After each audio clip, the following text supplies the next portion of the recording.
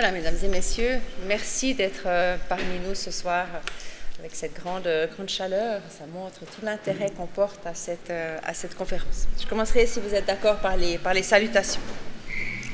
Monsieur le Président du Conseil d'État, Monsieur le Secrétaire d'État, Excellences, Mesdames et Messieurs les députés au Grand Conseil, Mesdames et Messieurs les anciens élus cantonaux, Monsieur le Président du Conseil municipal de la ville de Versoix, Mesdames et Messieurs les représentants des organisations diplomatiques, Mesdames et Messieurs les représentants des autorités cantonales, chers collègues, Mesdames et Messieurs. Les relations de la Suisse avec nos voisins européens, c'est une longue histoire, une histoire forte, une histoire parfois aussi tumultueuse. Je rappellerai notamment ici que dans notre imaginaire national, la Confédération est le fruit d'alliances entre petits pour préserver leur indépendance face à des voisins puissants et menaçants, les Habsbourg au XIIIe siècle.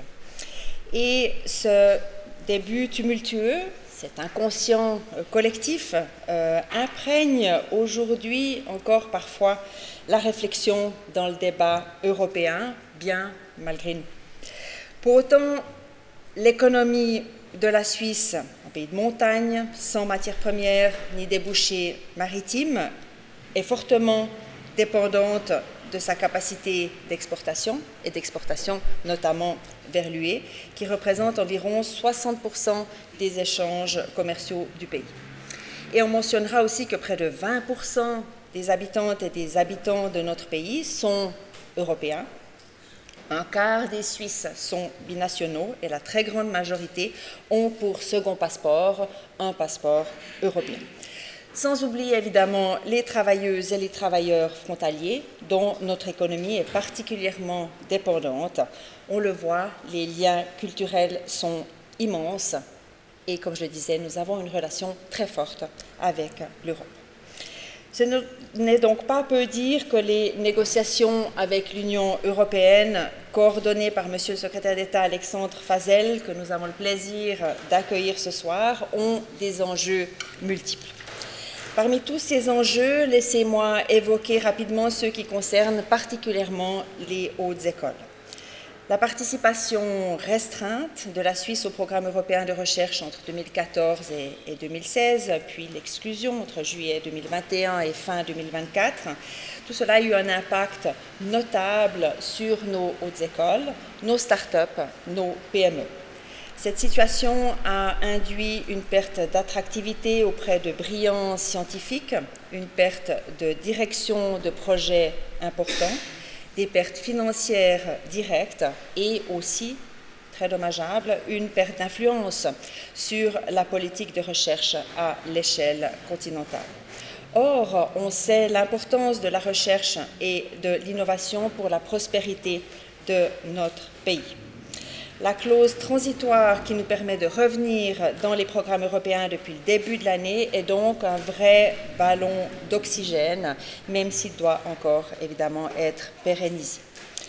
Du côté de l'enseignement, la participation à Erasmus+ offre un cadre institutionnel permettant la mise en place de partenariats avec d'autres universités, notamment pour la mobilité estudiantine.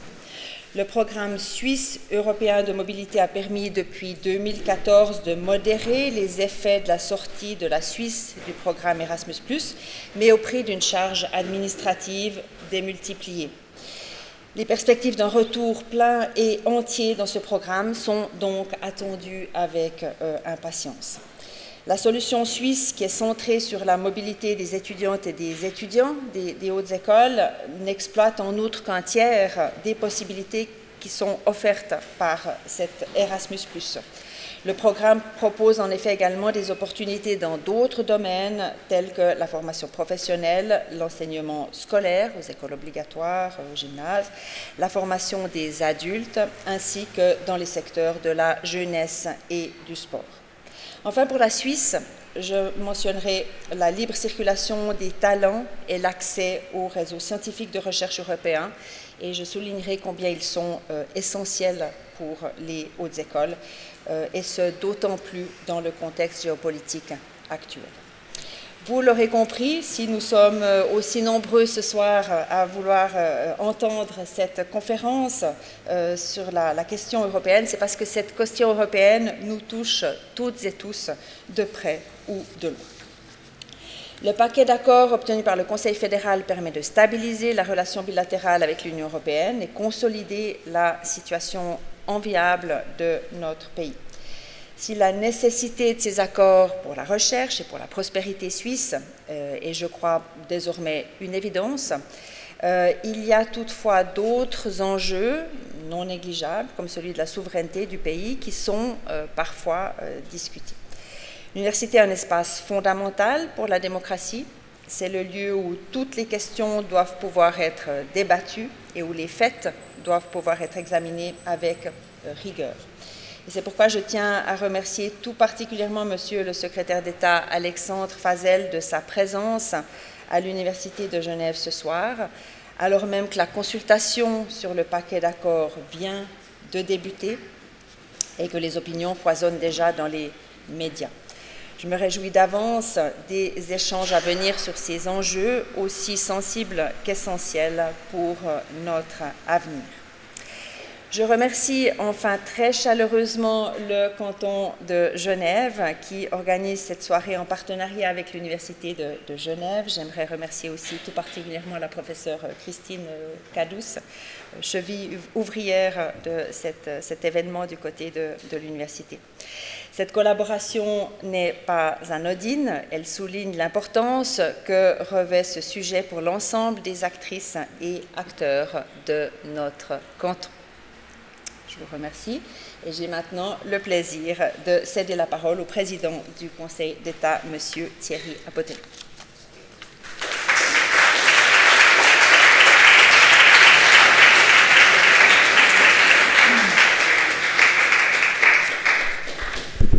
Merci Madame la rectrice, Monsieur le secrétaire d'État, Mesdames et Messieurs, chers et chers passionnés de ces relations suisses-européennes dont nous avons tant besoin. La Suisse est-elle une île? Non. Non, et contrairement à ce que certains extrêmes souhaiteraient encore et toujours nous faire croire, la Suisse n'est pas une île. La Suisse est au cœur du continent européen, c'est une réalité géographique difficilement contestable, et malgré la polarisation et la fragmentation géopolitique actuelle, nous vivons jusqu'à nouvel avis, dans un monde globalisé, interdépendant, interconnecté. Lutte contre la criminalité, la migration, commerce, énergie, éducation, recherche, tous les enjeux majeurs auxquels nous sommes aujourd'hui confrontés ne connaissent de frontières. Pour les relever, à mon sens, le seul chemin possible est celui de la coopération. Notre prospérité ne se nourrit pas de l'isolationnisme. Elle se nourrit des échanges avec l'autre et c'est sur ces fondements que se forgent les relations entre la Suisse et l'Europe. Ici à Genève et peut-être surtout qu'à Berne, Zurich ou encore en Suisse, c'est parce que nous sommes particulièrement proches de l'Europe. Nous le répétons souvent. Ici, au sein du Grand Genève, franchir la frontière n'est au fond pas un voyage, c'est un acte quotidien. C'est un trajet de proximité. Genève, c'est le seul bassin de vie commun qui s'étend sur la France et donc en Europe et la Suisse. Chaque jour, des centaines de milliers de personnes traversent cette frontière pour le travail, les loisirs, ou pour entretenir des liens familiaux. D'où l'importance de développer des projets durables et en commun. Le Léman Express en est un parfait exemple. Mais nous pouvons aussi penser, par exemple, à la voie verte ou encore au tram transfrontalier. Une délégation du Conseil d'État s'est rendue aujourd'hui à Berne pour éclairer les enjeux de notre agglomération avec le dépôt d'un PA5, comme on dit, un projet d'agglomération 5e génération, un projet porté par le Grand Genève. Mesdames et messieurs, nous le savons, les relations de voisinage ne sont pas toujours simples. La plupart du temps, elles fonctionnent sans besoin d'ailleurs de s'en soucier, même s'il faut les entretenir. Quelquefois, elles sont aussi empreintes de mécontentement.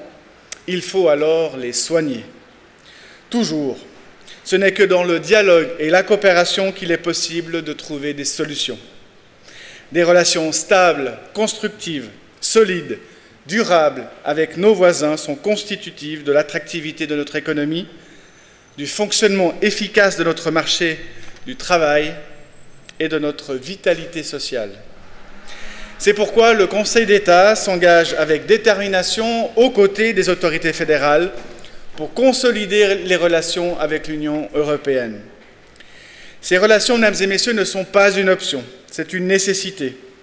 Et à celles et à ceux qui critiquent l'Europe, il faut rappeler que les 50 ans d'intégration européenne restent la période la plus pacifique, la plus propice au développement que l'Europe moderne n'ait jamais connue.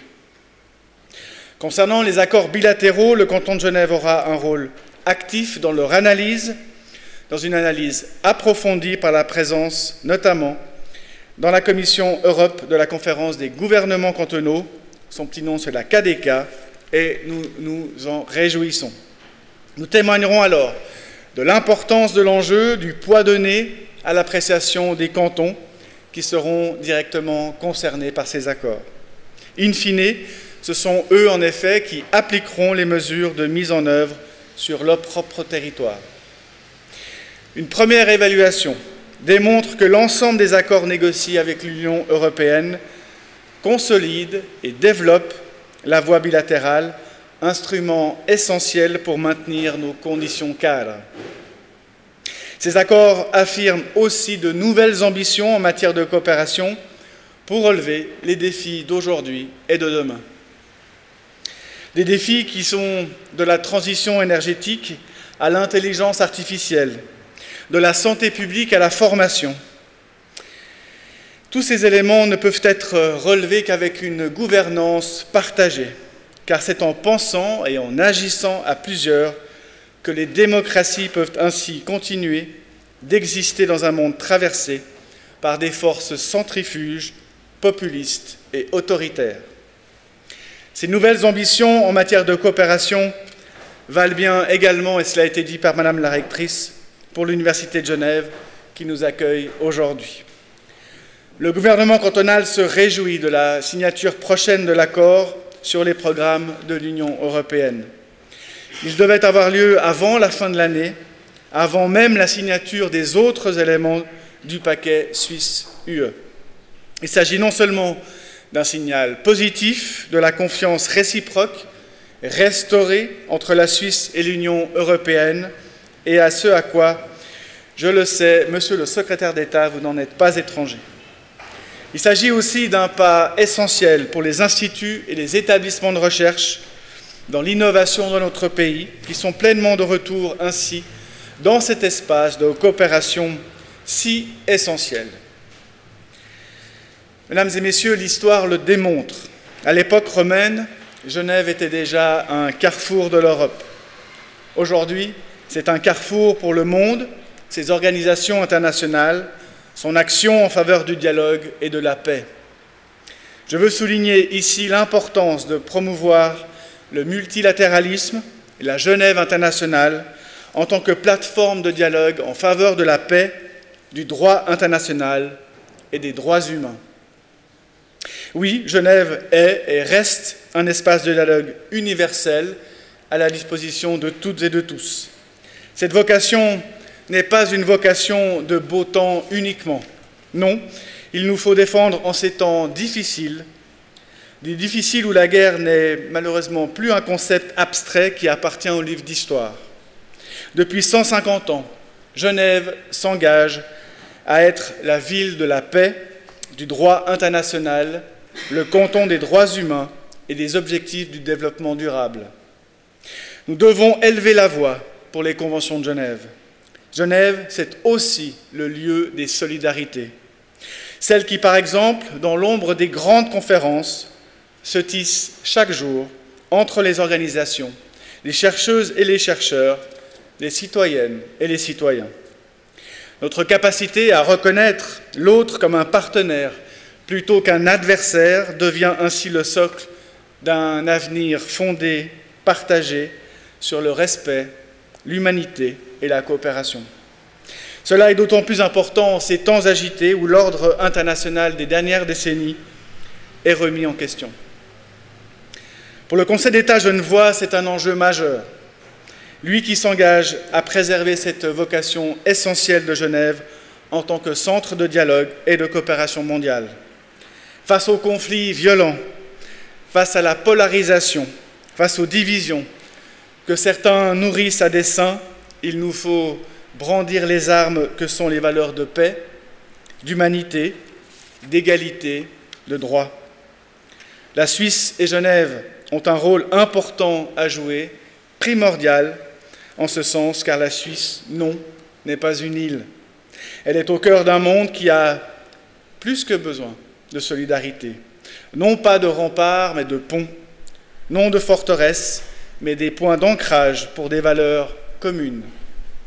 La Suisse et Genève ont la responsabilité et l'opportunité d'être ce phare de coopération solidaire dont notre époque, vous l'aurez compris, a tant besoin. Belle conférence.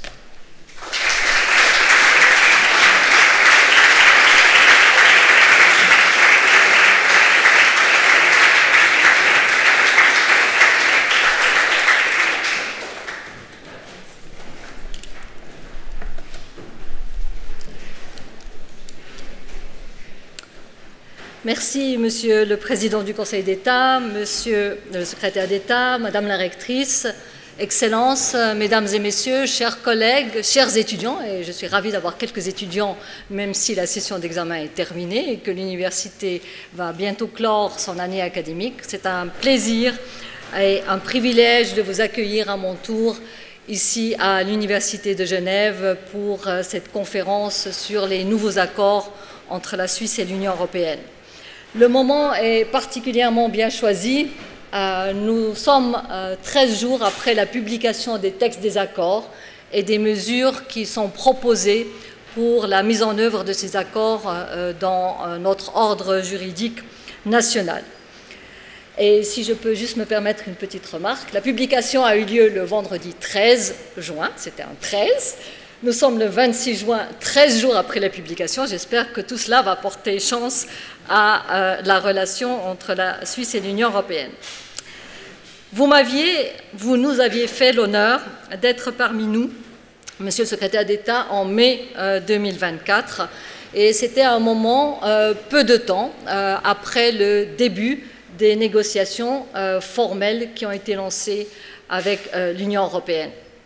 Et nous voilà, 13 mois après de cette conférence, pour renouveler le message que vous allez nous donner ce soir, les éclaircissements que vous allez nous donner sur le résultat des négociations entre la Suisse et l'Union européenne, sur le contenu de ces accords, et à un moment où il y a le lancement de la procédure de consultation qui se fait et qui va durer jusqu'à la fin du mois d'octobre. Donc c'est un moment important qui marque également le début du débat public, même s'il a commencé déjà un peu avant dans les médias, comme vous l'avez tous pu le constater.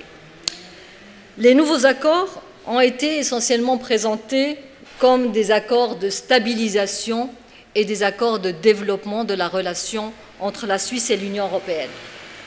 Pour la stabilisation, il s'agit essentiellement de 5 accords, des accords d'accès au marché. Nous avons la libre circulation des personnes, nous avons l'accord sur le transport aérien, des accords sur les transports terrestres, l'accord qu'on appelle l'ARM, l'accord sur la reconnaissance mutuelle de la conformité, et l'accord agriculture. Ce sont les 5 accords d'accès au marché qui font partie de ce bloc, et Monsieur le secrétaire d'État va y revenir, le bloc de stabilisation. Mais ce n'est pas tout. Dans ce bloc de stabilisation, on y trouve les programmes de l'Union européenne, donc Erasmus+, Horizon Europe, évidemment qui intéresse particulièrement ou plus particulièrement notre université.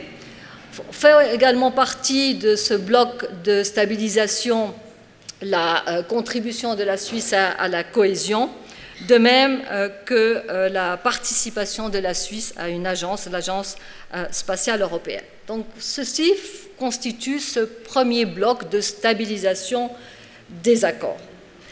Le deuxième bloc, c'est le développement. Donc, au-delà de la stabilisation, on va développer de nouveaux thèmes, de nouveaux domaines de coopération. Et ces domaines sont celui de la santé, celui de l'électricité et celui de la sécurité alimentaire.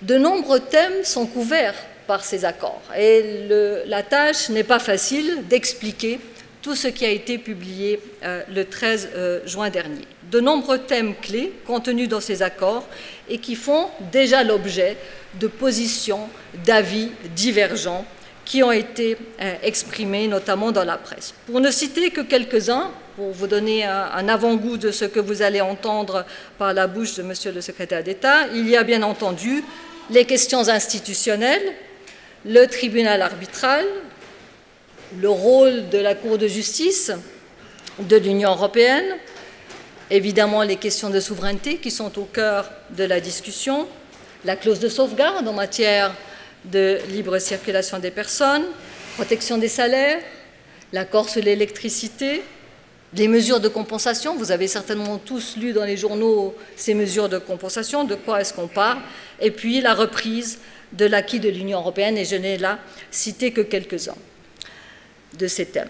Monsieur le secrétaire d'État, Mesdames et Messieurs, nous sommes très heureux de vous avoir parmi nous ce soir pour nous éclairer sur les enjeux de ces accords pour la Suisse, sur les enjeux et la place de la Suisse en Europe et dans le monde en ces temps incertains. Et je crois que l'interaction entre la Suisse, le régionalisme, l'Europe et le monde est importante.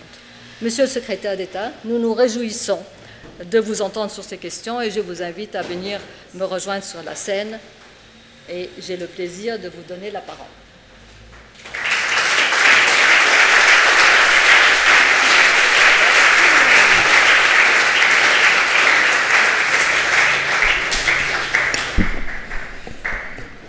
Merci Madame la professeure, Madame la rectrice, Monsieur le Président du Conseil d'État, Mesdames et Messieurs les professeurs, Monsieur l'ambassadeur, Excellences, Mesdames et Messieurs. Merci beaucoup de l'invitation. Effectivement, j'étais venu à votre rencontre en mai de l'année passée. Nous avions entamé les négociations à proprement parler depuis 3 mois et les négociations commençaient à prendre un certain rythme. Le début avait été très difficile parce que l'Union européenne était retournée en deçà de ce que nous avions convenu à l'issue de la longue phase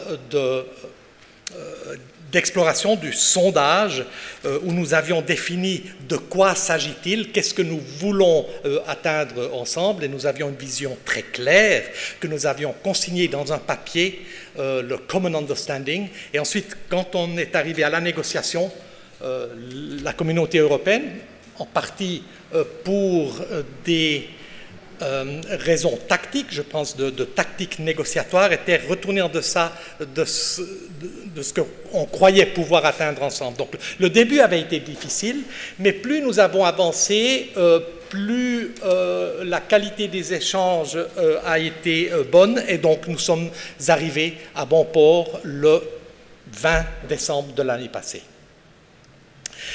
Mais avant de vous présenter ou de préciser certains points que nous venons d'entendre de la professeure Cadouce sur ce paquet de stabilisation et de développement de nos relations bilatérales avec l'Union européenne, j'aimerais bien cadrer le débat, ou cadrer ou placer ce paquet d'accords dans le contexte de notre politique étrangère et de notre politique européenne en particulier.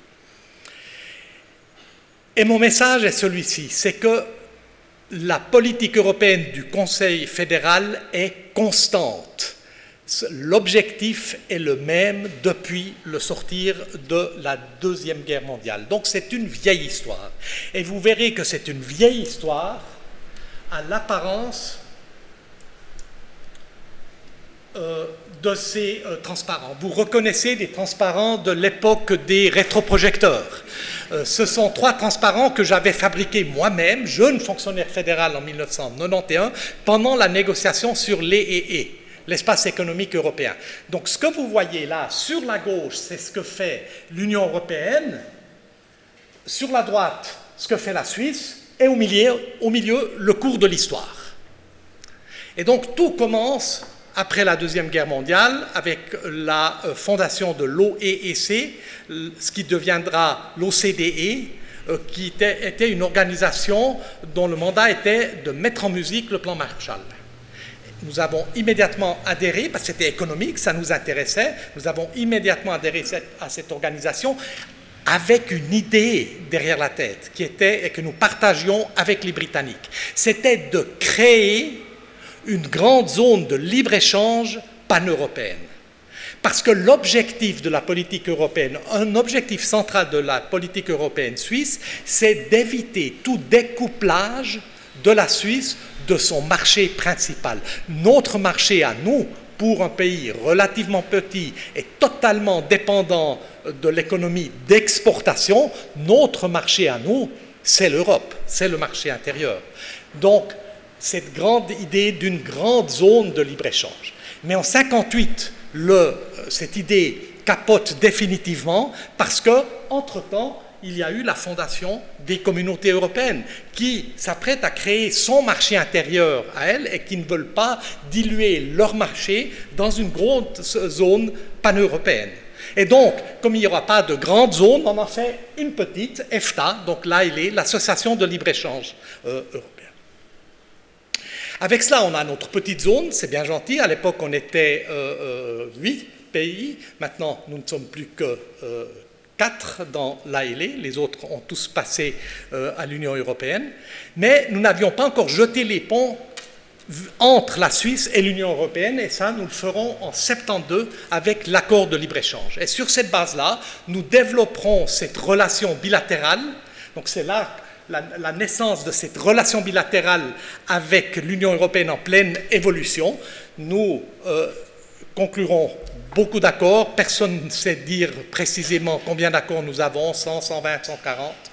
Ça dépend de plein de facteurs, notamment est-ce qu'un échange de lettres est un accord international? Parfois oui, parfois non. Bref, beaucoup d'accords, bien plus que ça. Fast forward, 84, la déclaration de Luxembourg. Là, les ministres de l'Union européenne et les ministres de l'ALE se rencontrent et disent « on va créer ensemble l'espace économique européen ». Et nous sommes tout feu, tout flamme, parce que nous, en entendant espace économique européen, ce que nous croyons voir, c'est le retour à la grande zone pan-européenne. Et donc, on s'engage dans cet exercice, seulement en même temps, vous avez une accélération de l'évolution du marché intérieur, donc le programme Communauté européenne 92, le livre blanc, l'acte unique, et donc l'Union européenne sous l'impulsion de Delors, qui accélère la marche vers la réalisation du marché intérieur. Et donc en 1989, il revient à la table et il dit, écoutez, ça s'appellera espace économique européen, mais ce ne sera pas l'idée que vous formez, ce ne sera pas le pilier de l'Union européenne et le pilier de l'ALE qui, ensemble, créent un tertium qui serait l'espace économique européen. Non, l'espace économique européen, c'est notre marché unique, notre marché intérieur, auquel vous pouvez pleinement participer si vous le voulez. Donc c'est ça la logique de l'EE, la logique change, le système change. Nous nous engageons dans ces négociations, nous allons au bout des négociations et le paquet sur l'EE est refusé par les cantons et le peuple le 6 décembre 1992.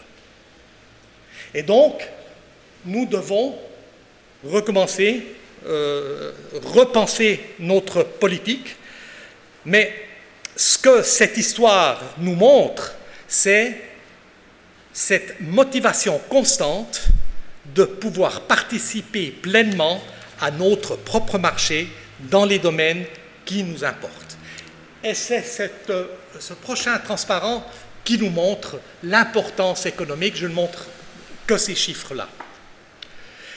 C'est des chiffres qui nous montrent les échanges commerciaux dans le domaine des marchandises entre la Suisse et l'Union européenne en comparaison avec d'autres régions du monde. Et ce transparent veut exprimer, c'est mon deuxième message aujourd'hui, c'est qu'il faut bien distinguer entre dynamique économique et volume économique. Très fréquemment, on entend l'argument « mais pourquoi faire des accords avec l'Union européenne? L'Union européenne, c'est la gangrène, c'est un monstre bureaucratique, il n'y a pas de croissance, etc. On aurait meilleur temps de faire des accords avec la Chine. » Merci, on en a un, on est en train de moderniser notre accord de libre-échange avec la Chine, ou bien avec les États-Unis. Comme vous le savez, nous sommes en pourparlers avec les États-Unis. Nous avons la capacité de régler nos relations avec l'Europe et d'être libres de faire d'autres accords avec le reste du monde. Mais si on regarde, ça c'est la dynamique. Et nous savons répondre aux défis de la dynamique parce que nous sommes libres de nos agissements au-delà de l'Europe. Mais l'autre élément, c'est les volumes. Et quand vous voyez 300 milliards d'échanges entre la Suisse et l'Union européenne, presque 200 milliards avec nos seuls pays voisins, et si vous comparez cela avec les États-Unis ou la Chine, vous voyez où est notre intérêt économique. On a, dans le domaine économique comme dans le domaine politique, on a la politique de sa géographie. Cela pour exprimer cette motivation économique constante. Maintenant, il y a un nouvel élément qui vient s'ajouter à cela. Et le Conseil fédéral l'exprime dans son rapport de politique, dans sa stratégie de politique étrangère pour les années 24 à 27. Et je vous laisse lire. Mais le message ici, c'est mon troisième message, le monde qui part en vrille, qui est fragmenté, dans un tel contexte, et je cite le Conseil fédéral Cassis, dans un tel contexte, régler nos relations avec l'Union européenne, stabiliser et développer nos relations bilatérales avec l'Union européenne devient une nécessité stratégique. Donc il y a l'élément économique, commercial, il y a l'élément politique. Ça, c'est les motivations. Maintenant, je passe à la technique. Comment mettre en œuvre cet intérêt après l'échec de l'EEE? Donc, d'abord, je vous... avant de... Vous pensez que c'est le monde, c'est ma représentation du monde. Voilà comment je vois actuellement le monde, pour expliquer justement qu'on a la politique de sa géographie. En bleu, les grandes sphères. Nous sommes dans une situation maintenant où les grandes puissances se perçoivent elles-mêmes comme des sphères d'influence et d'autorité. Et alors, les États-Unis d'Amérique, la Russie, la Chine, les trois grandes puissances. Et ces sphères, il y a 4 éléments à soulever. Premier élément, ces sphères veulent avoir une autorité totale sur leur sphère. Comme l'avait dit, peut-être que vous l'avez vu à la télévision ou sur YouTube, Claude Maluret, le sénateur, qui avait dit à moi le Groenland, le Canada et le Panama, à toi l'Ukraine, les Pays-Baltes et la Moldavie, à lui Taïwan. C'est le deuxième point. Donc, ils veulent avoir l'autorité totale sur leur sphère Et ils sont disposés à reconnaître le besoin d'autorité totale de l'autre dans la sienne. Mais au-delà de ce respect, troisièmement, ces sphères sont en concurrence. Les flèches jaunes sont en concurrence commerciale, mais aussi en concurrence systémique, parce qu'ils représentent des choix de société et des visions du monde différentes. Et comme ils sont en concurrence, c'est le quatrième élément, ils essayent d'attirer à eux et de s'accaparer des autres pays qui ne sont pas dans leur sphère immédiate. Ça, c'est les pays dans le cercle mauve, ça, c'est le reste du monde. Et nous, nous sommes les verts, là, au centre de ce monde, et je ne fais pas de distinction entre l'Europe et la Suisse. Parce que notre défi est le même. Nous ne voulons pas être accaparés ni par l'une sphère ni par l'autre. Nous voulons avoir des bonnes relations avec tout le monde et nous voulons être libres de nos choix et nous voulons avoir de bonnes relations avec les uns et les autres pour des raisons politiques et des raisons économiques. Mais ce n'est pas au goût du jour. Je me rappelle d'une rencontre avec des parlementaires américain qui était venu à Berne en avril, donc une délégation bipartisane, qui m'a dit « Mais comment pouvez-vous imaginer de vouloir avoir un accord commercial avec les États-Unis à un moment où vous avez un accord de libre-échange avec la Chine ?» Donc, dans cette logique, ceci est contradictoire. Alors que pour nous, c'est complémentaire. Donc voilà le monde, comme je le vois, et qui explique pourquoi nous, pour pouvoir bien manœuvrer dans cette situation et ne pas être broyés dans la relation de concurrence entre les grandes sphères, nous devons solidifier notre assise là où nous sommes physiquement et où est notre marché physiquement, c'est l'Europe. Et donc la mise en musique de cette volonté, après l'échec de l'EEE, c'était les accords bilatéraux. Le premier paquet en 1999, le deuxième paquet en 2004, et ensuite on continue, à partir de 2004, d'autres aspects. Jusqu'au moment où l'Union européenne dit « Maintenant, ça devient un peu compliqué ». On vous a donné plein d'accès, plein d'avantages, parce que nous partions de l'idée qu'un jour, la Suisse allait adhérer à l'Union européenne. On a perdu cette fois, on n'y croit plus, et donc nous devons régler certains éléments qui auraient été réglés dans le cadre d'une adhésion. C'est-à-dire comment sauvegarder l'homogénéité et l'intégrité du marché intérieur quand on a un pays tiers qui y participe pleinement, comment s'assurer que l'interprétation du droit européen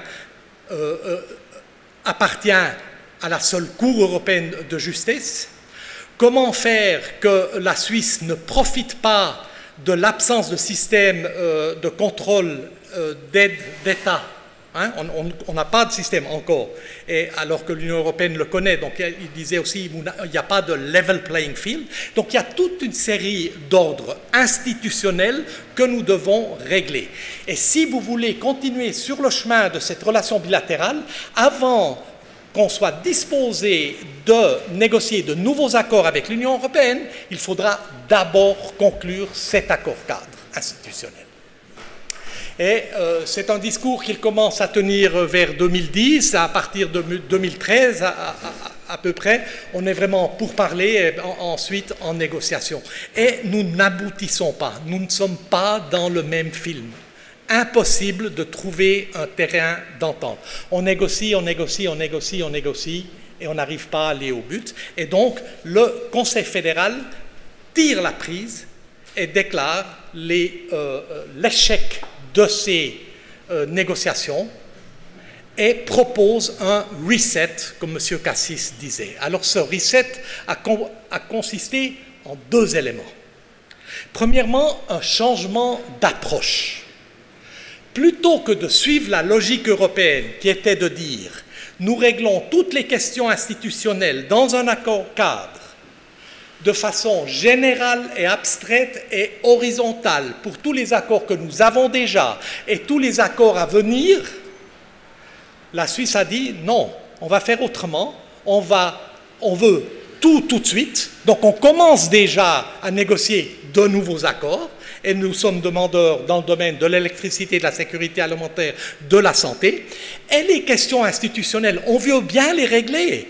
Bien sûr qu'on veut les régler, mais pas d'une façon générale et abstraite, mais précisément de façon sectorielle, précise, adaptée au secteur et au traité où les questions se posent concrètement, plutôt que comme notion abstraite. Et la communauté européenne, la Commission a dit, bon, si vous voulez, tentons le coup comme ça. D'accord? Et le Conseil fédéral a dit, ah oui, mais il y a aussi un changement de méthode. Ça, c'était le changement d'approche, il y a encore un changement de méthode. Plutôt que tête baissée, entrer dans un processus de négociation et travailler sur les textes, et de nouveau s'achoper et aller contre le mur, comme nous l'avons fait avec l'accord institutionnel, prenons le temps de prendre le recul et de faire ce qu'on a appelé ces sondages, ou cette phase exploratoire, où nous ne négocions pas, mais nous parlons, nous cherchons à comprendre quelle est la position de l'autre, nous cherchons à définir le fameux « de quoi s'agit-il » et nous cherchons à définir, après avoir défini les problèmes, les questions que nous devons régler ensemble, quelles seraient les solutions possibles, imaginables, qu'on pense pouvoir atteindre, dont on pense qu'il produirait un bon équilibre des intérêts et qui aurait une chance, qui nous permettrait d'aller au bout de la négociation. Et nous avons mis 18 mois à faire cette phase exploratoire et nous avons consigné ce résultat dans un papier, le Common Understanding, où nous décrivons exactement de quoi nous parlons, ce que nous voulons négocier et où nous décrivons avec beaucoup de précision déjà quel doit être le résultat de cette conversation dans ces différents secteurs.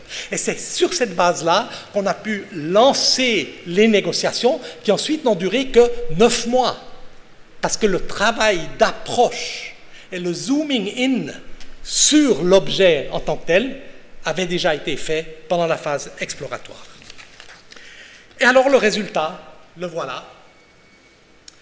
Et la professeure Cadous nous a déjà expliqué. Donc l'ensemble est un paquet, hein, ça c'est important. Le Conseil fédéral s'est sorti de l'impasse de l'accord cadre institutionnel en proposant une nouvelle approche qui est une approche de paquet, c'est-à-dire on règle toutes les questions qui sont restées ouvertes et en rade, mais il y a aussi ces nouveaux accords. Et il exprime cela aussi en mettant tout dans un même message. Donc on soumettra, est parti maintenant en procédure de consultation du public, mais sera soumis et transmis aux chambres fédérales un seul message, avec un seul numéro, dans un seul volume, c'est le paquet. Mais pour ce qui est des arrêtés d'approbation et des référendums qui s'en suivront, nous faisons la distinction entre la partie de la stabilisation et la partie du développement de nos relations, donc les nouveaux accords. On y revient sur la substance pour approfondir certains aspects. Mais est-ce que cette approche, ce que le Conseil fédéral a fait jusqu'à présent et qui est dans la droite ligne, dans la continuité totale de sa politique depuis le sortir de la Deuxième Guerre mondiale, est-ce que c'est la seule option? Non. Il y a toujours des options en politique, bien sûr. Et les voilà. Parce que le Conseil fédéral, et ça je ne l'invente pas, je tire cela d'une étude du Conseil fédéral publiée en juin 23. Où le Conseil fédéral analyse toutes les variantes possibles et imaginables. Au milieu, la voie bilatérale, ce que nous faisons depuis toujours, et qui s'est accélérée sur la base du paquet bilatéral 1 et du paquet bilatéral 2. Et c'est là-dessus, c'est d'assurer la pérennité de cette approche, c'est ça ce que nous voulons faire maintenant, c'est notre approche principale. Mais on pourrait aussi faire autrement. on pourrait choisir d'avoir une relation moins étroite avec l'Union européenne, un accès plus difficile au marché intérieur, et alors c'est les variantes qui partent sur la droite. On pourrait avoir un système de libre-échange et d'association comme l'ont la Géorgie, l'Ukraine et la Moldavie. On peut vouloir encore moins, comme l'accord de coopération que les Britanniques, après le Brexit, ont conclu avec l'Europe. On peut avoir encore moins un simple accord de libre-échange, comme l'ont les Canadiens. Ou alors, au contraire, on peut dire ce n'est pas assez, ce que nous avons, nous voulons encore plus. Alors, le prochain pas, c'est les et. Mais là, thank you, but no thank you. Merci, on a donné, c'était non. On ne va pas revenir sur nos pas. On peut vouloir encore plus. Alors là, les drapeaux, je ne sais pas si vous les reconnaissez, ça c'est l'accord de libre-échange et d'association avec l'Andorre et Saint-Marin. Des pays certes importants, mais je ne suis pas tout à fait sûr que ce soit un système applicable à la Suisse, notamment pour une raison centrale, c'est que ces pays-là, par cet accord, font partie de l'union douanière de l'Union européenne. Et nous ne voulons pas être dans l'union douanière pour garder la treaty-making power, c'est-à-dire pour avoir la liberté de faire des traités avec qui nous voulons en dehors de l'Europe. Nous ne voulons pas que l'Europe se substitue à nous pour nos relations avec les pays tiers. Ça, on le fait nous-mêmes. Donc, ça ne peut pas être cela. Et alors, le maximum, bien sûr, c'est l'adhésion. Et l'adhésion, cette question ne se pose pas. Et ça, c'est la grande différence par rapport à 92. En 92, le débat sur l'espace économique européen était contaminé par la question de l'adhésion. Et cette question, cette fois-ci, ne se pose pas, et donc nous aurons un débat serein. Donc, c'est ça que nous devons faire, dit le Conseil fédéral. Maintenant, il y a encore une option qui n'apparaît pas. C'est l'option de dire, si nous ne faisons rien, on n'est pas dans le vide, on est précisément là. On a déjà ces paquets d'accords bilatéraux.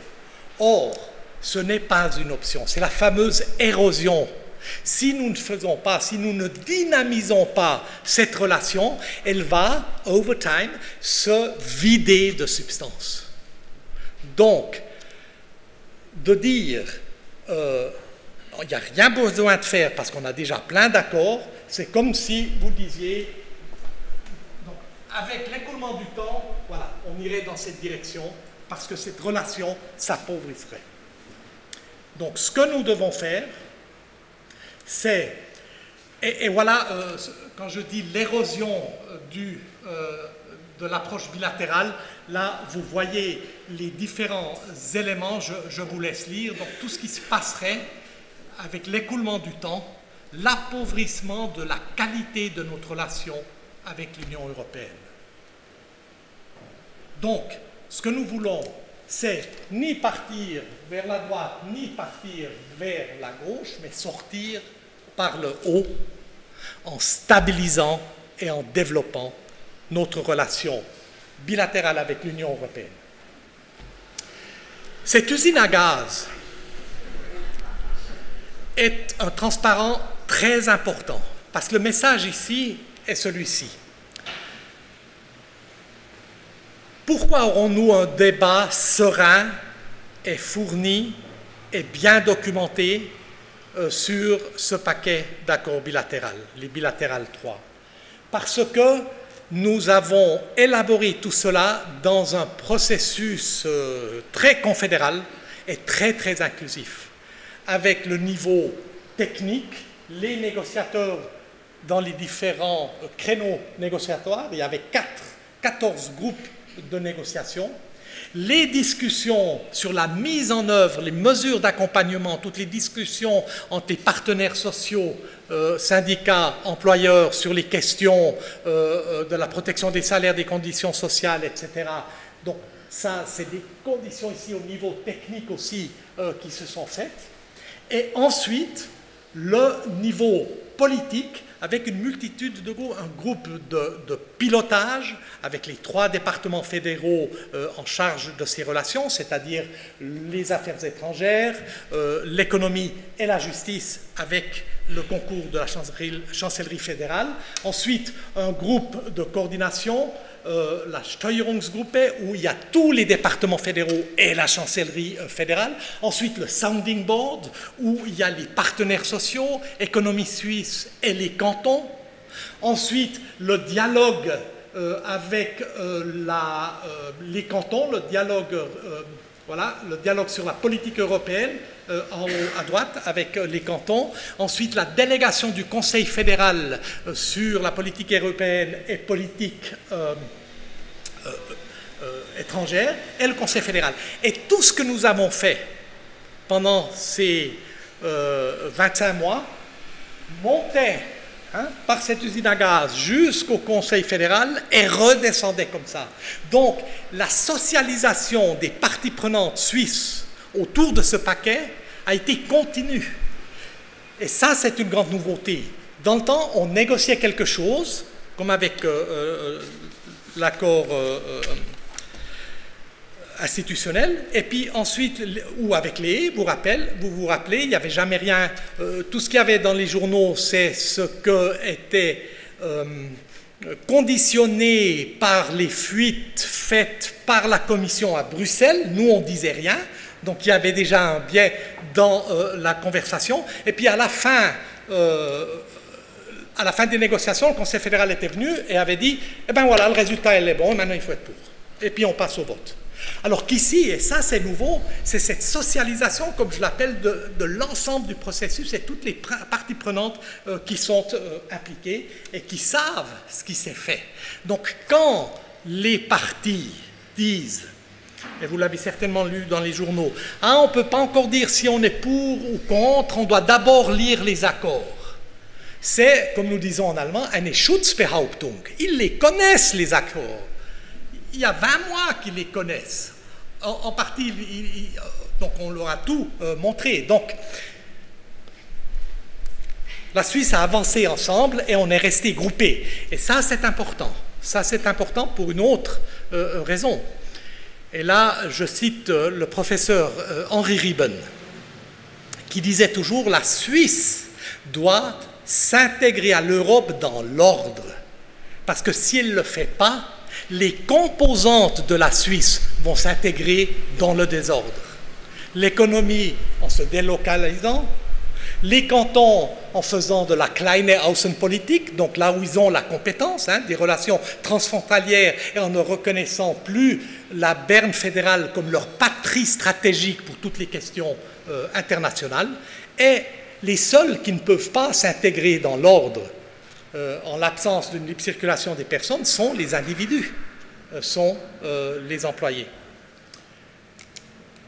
Et donc voilà ce que nous avons convenu avec les 5 accords du paquet bilatéral 1.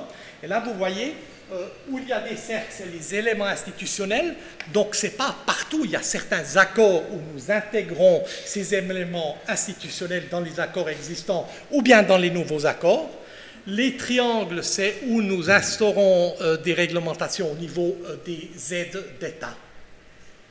Et nous avons ici ce que nous appelons le modus vivendi. Donc il y a ces 2 grandes parties, stabilisation et développement, mais il y a aussi le modus vivendi qui a été signé avant-hier, je ne sais pas si vous avez vu dans les journaux. Ça, c'est une déclaration commune entre l'Union européenne et la Suisse qui décrit ce que nous voulons faire entre maintenant et l'entrée en vigueur des accords. Et donc, fondamentalement, ce que nous disons là, nous voulons nous soutenir les uns les autres dans notre cheminement vers la ratification. Donc, renoncer à toute pique ou à toute situation qui pourrait péjorer le débat en vue de la ratification, et chez nous et chez eux. Et nous avons aussi des accords et des déclarations de dialogue et de coopération. Il n'y a pas de coopération parlementaire institutionnalisée entre la Suisse et l'Union européenne, donc ça fait partie de l'accord, on l'aura dorénavant. Et il n'y a pas, c'est ahurissant, il n'y a pas de dialogue de haut niveau, donc au niveau du Conseil fédéral et de la Commission européenne, portant sur les relations bilatérales entre la Suisse et la communauté européenne, institutionnalisé. Ça n'existe pas. Donc ça aussi, on le crée avec ce paquet.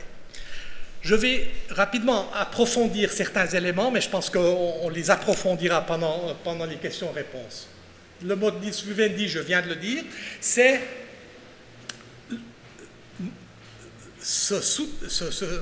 s'aider mutuellement dans le processus de ratification, mais surtout donner un accès par anticipation à la Suisse à des choses que nous obtiendrons en vertu de ces accords. Donc, comme vous le savez, nous sommes de nouveau associés de façon provisoire au programme Horizon, par exemple. Ensuite, les éléments institutionnels. Là, j'approfondis rapidement cette question de la reprise dynamique.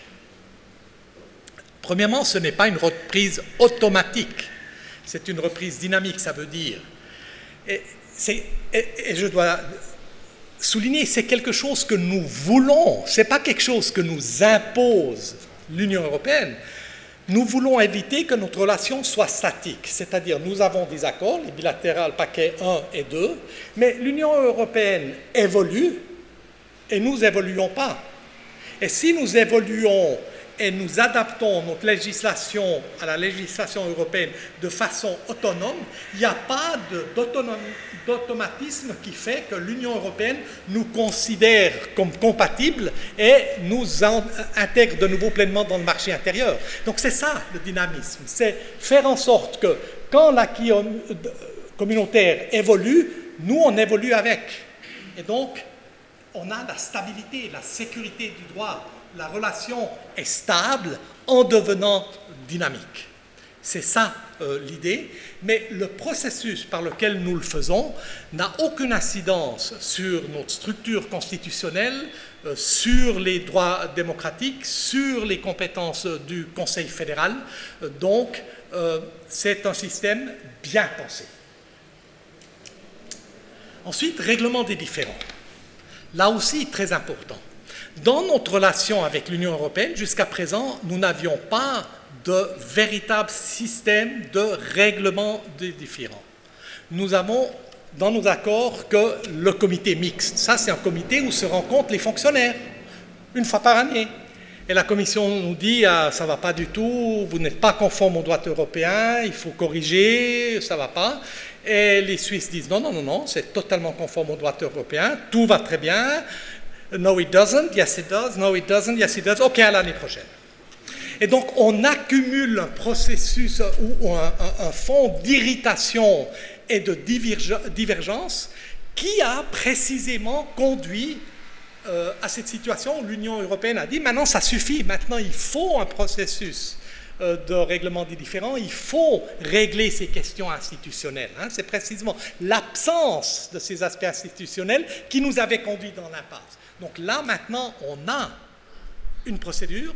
On commence par le comité mixte et que peut-être en discutant, on arrive à régler les situations. Et si on n'arrive pas, eh bien, alors on instaure un tribunal arbitral paritaire, quelque chose que nous connaissons dans une multitude d'accords internationaux que nous avons, quelque chose qui est monnaie courante aussi dans les contrats commerciaux internationaux dans le domaine privé. Donc c'est très suisse, hein, cette idée de tribunal arbitral paritaire. Et c'est le tribunal arbitral paritaire qui est saisi par une des parties qui va rendre la décision. Ce n'est pas la Cour européenne de justice. Donc le juge étranger, c'est une vision d'esprit, il n'existe pas. La Cour européenne de justice a un rôle, mais ce rôle est très limité. C'est-à-dire, si à la base du différend entre les parties, il y a une question de droit européen et que le tribunal arbitral juge qu'il est pertinent et nécessaire de comprendre exactement ce que le droit européen dit avant de rendre son jugement, et que le tribunal arbitral n'est pas sûr de son coût et n'est pas tout à fait certain de ce que dit le droit européen, alors le tribunal arbitral demande à la Cour européenne, dans un tel cas, cet article-ci, il dit quoi exactement? Et le tribunal, la Cour européenne de justice, ensuite, interprète le droit européen d'une façon autoritative, c'est-à-dire ça, c'est le droit européen, c'est ça qu'on doit respecter. Mais ensuite, la Cour européenne, ensuite, elle n'a rien à faire, elle ne se prononce pas sur le différend, c'est le tribunal arbitral, en connaissance de la cause et en connaissance de ce que dit le droit européen, qui va rendre sa décision. Donc, pas de juge étranger. Les accords de reconnaissance mutuelle des standards et des normes, voilà quelque chose qui est très important. Là, on est dans le domaine, par exemple, vous vous rappelez, dans le domaine des MedTech, l'accord de reconnaissance mutuelle qui n'a pas été renouvelé parce que justement on n'avançait pas avec l'accord institutionnel. Ça, c'est important. 73% des produits industriels exportés vers l'Union européenne sont dans des domaines qui sont régulés par le droit européen. Si nous avons ces accords de reconnaissance mutuelle, il y a une seule certification et nous pouvons nous-mêmes certifier que nos produits correspondent aux normes européennes. Et donc, si, je ne sais pas, vous fabriquez une hanche artificielle à Winterthur, ça ne fait plus aucune différence si vous la vendez à Versoix ou à Lisbonne, parce que nous sommes pleinement intégrés dans le marché européen, dans les domaines où nous voulons l'être, et nous sommes à un pied d'égalité totale, comme un pays européen, comme un producteur européen. Et le système par lequel cela se fait, c'est ces accords de reconnaissance mutuelle. Les programmes, ça je l'ai déjà dit, et c'est notamment Horizon, Europe, Erasmus+. Et alors, je passe au développement. Il y a 3 nouveaux traités, dont celui de l'électricité, qui est de loin le plus important et qui a été le plus difficile à négocier et où nous avons mis le plus de temps. Donc là, c'est aller vraiment jusqu'à l'avant-veille.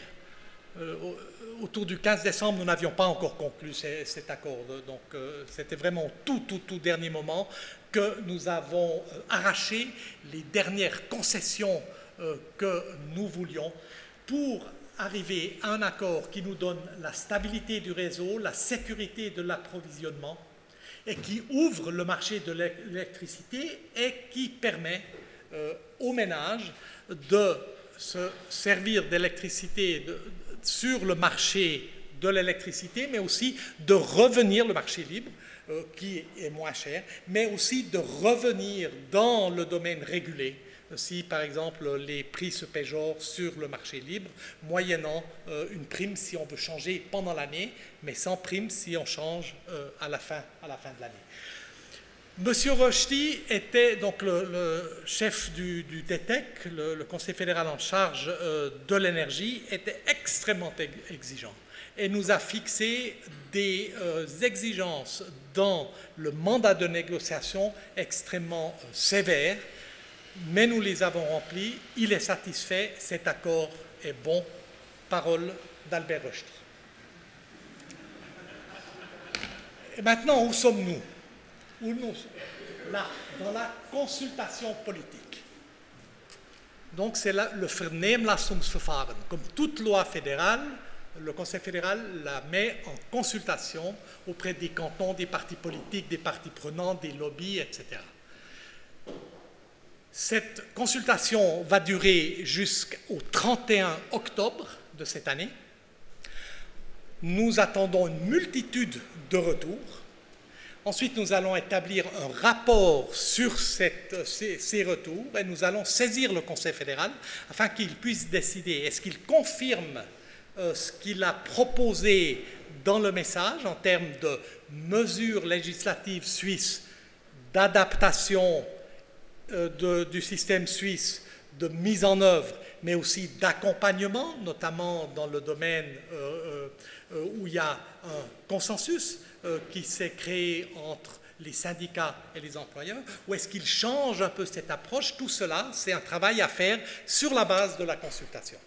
Ensuite, le Conseil fédéral prend ses décisions, il nous demande de rédiger tout cela, les lois, le rapport explicatif, et ensuite, le tout est transmis aux chambres pendant la session de printemps de 2026, afin que les chambres puissent immédiatement se mettre au travail, désigner les commissions pendant la session de printemps de 2026, désigner les commissions compétentes et désigner le premier des conseils qui traitera la matière. Tant et si bien que si le Parlement le veut, il est possible d'avoir la votation en référendum pendant cette législature encore, c'est-à-dire le 6 juin 26. Pas plus tard dans l'année, parce que les années où nous avons des élections fédérales, il n'y a pas de votation, il n'y a pas de date pour les votations en automne.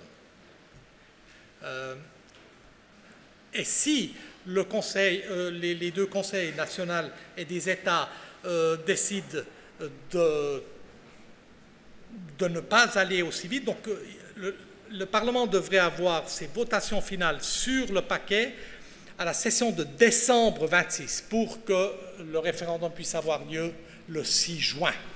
Si ils n'ont pas avancé à ce rythme-là, ou si, par exemple, ils décident de d'abord traiter l'initiative des 10 millions et que ce rythme n'est pas tenu, que la votation finale sur le paquet n'a pas eu lieu en décembre 26, alors ça renvoie le tout à 2029 lors de la prochaine législature.